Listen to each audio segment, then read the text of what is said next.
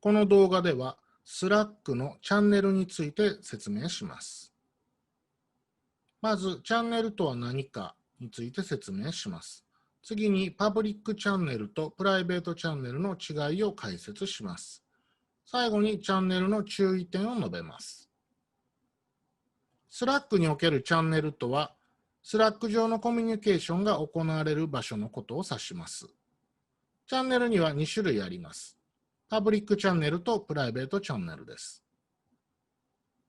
パブリックチャンネルとは、ワークスペース内のメンバー誰もが参加できるチャンネルを指します。一方で、プライベートチャンネルは、ワークスペース内の限られたメンバーだけが参加することのできるチャンネルを意味します。それぞれについて説明します。まず、パブリックチャンネルについて説明します。パブリックチャンネルは、頭にシャープマークがつくチャンネルのことです。パブリックチャンネルには誰でも参加することができますし、またメッセージを横断的に検索したり、共有したりすることができます。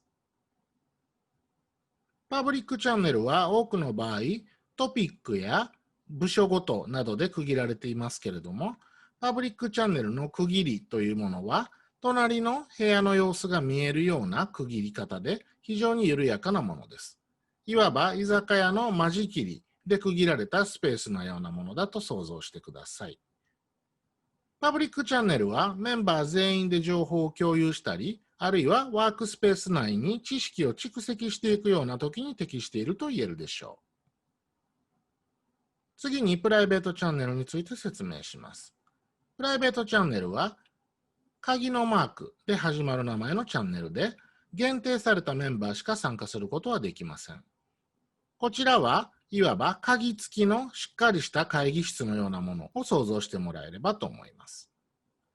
プライベートチャンネルの発言履歴は、それぞれのプライベートチャンネルに所属している所属メンバーしか検索することはできません。プライベートチャンネルは、